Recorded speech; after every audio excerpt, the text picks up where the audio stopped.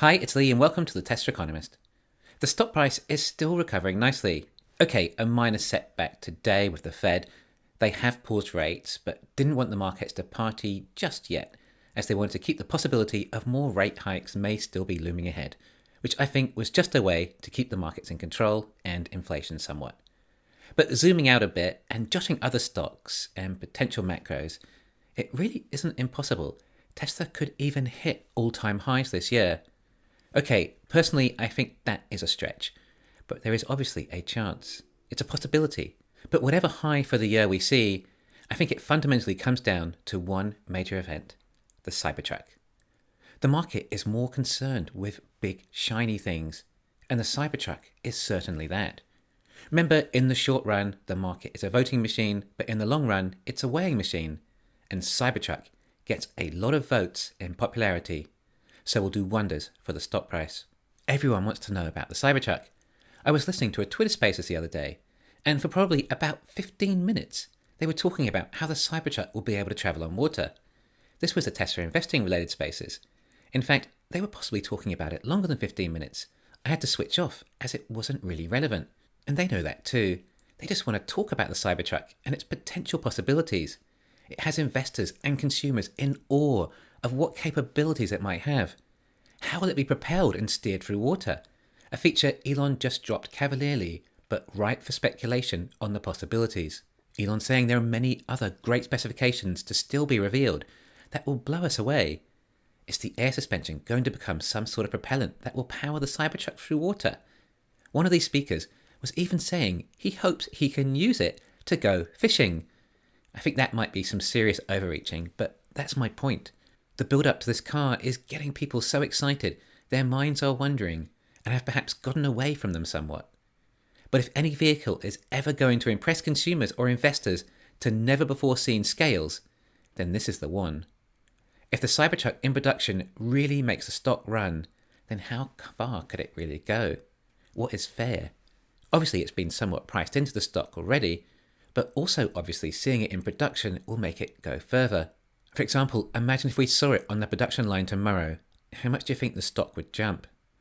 I think consumers are expecting higher prices for the Cybertruck than initially advertised, despite the rest of the Tesla models actually coming down in price since, at least for the launch of the Cybertruck.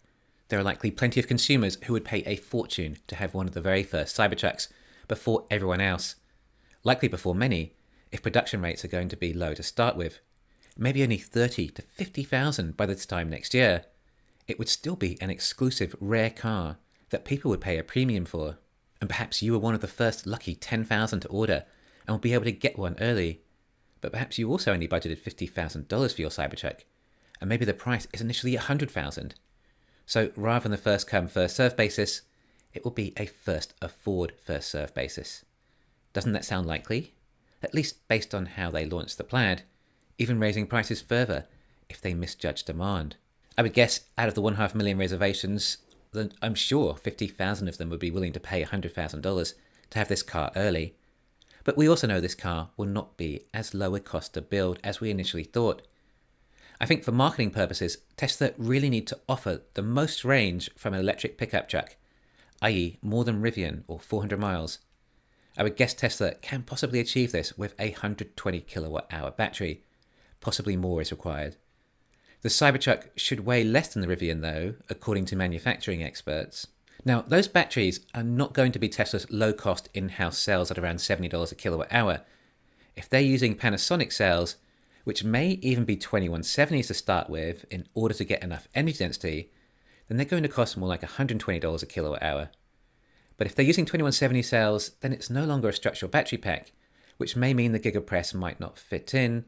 But according to some battery experts I've spoken to, Tesla could run with 2170s in the Cybertruck. So it may be a possibility. Anyway, $120 per kilowatt hour times 120 kilowatt hours is around $15,000. Include the motors, etc., and the drivetrain is probably around $20,000 alone. Then there's the rest of this truck. 30x cold rolled steel probably isn't the cheapest, along with the sheer size of this thing. When at volume production, these could still cost about $50,000 cost of goods sold per vehicle. I agree, $100,000 is a high price tag, but not out of the question for a Tesla.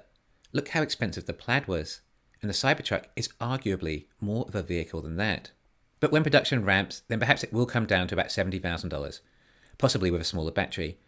But there is still probably $20,000 gross profit per vehicle there, and likely more if consumers order optional extras or FSD.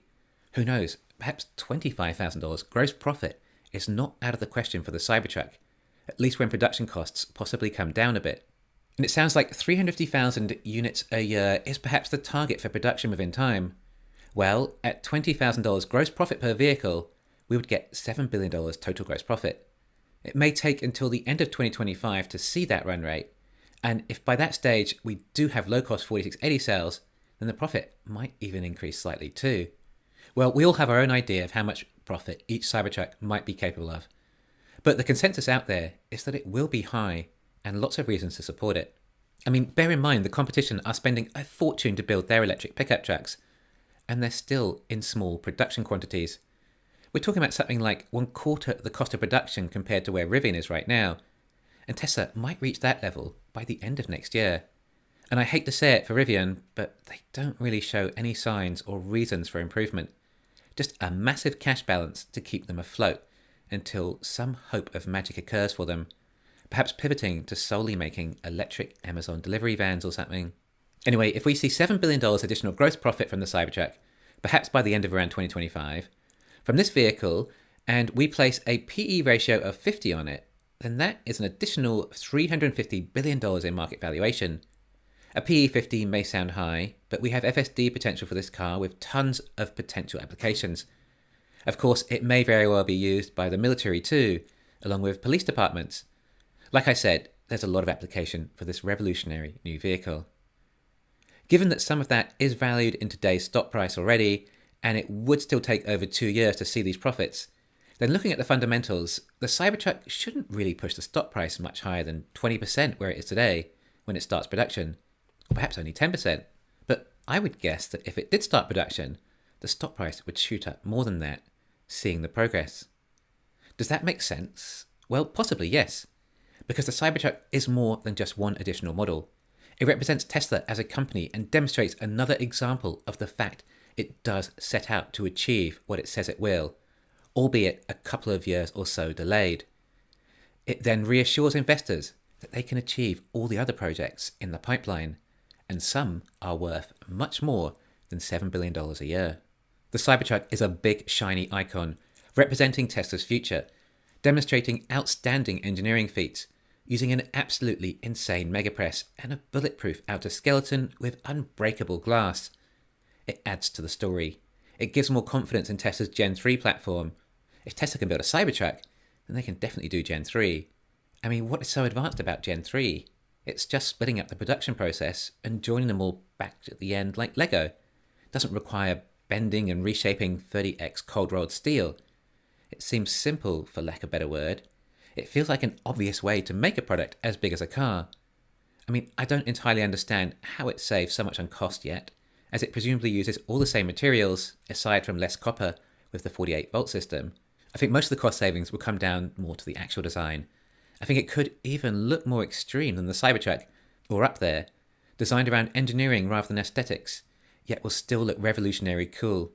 I can't wait to see the reveal, or at least even get a date to start counting down. Anyway, for the rest of the year, I think most of the build-up is going to be around the Cybertruck. Hi there, I'm using Verbalate AI video translation and lip sync software. It's pretty amazing. Watch this. I can translate my videos into other languages. For example, I am now speaking Hindi. नमस्ते, मैं पहली बार हिंदी में बोल रहा हूँ, लेकिन Verbalate इसे इतना आसान बना देता है. Or how about Spanish? Hola, vaya, increíble. También puedo hablar español. Sign up at verbalate.ai today to gain early access to trial the product for creators and strategic partners, and gain the ability to translate and lip sync videos in all major languages. You can view the info in the description below.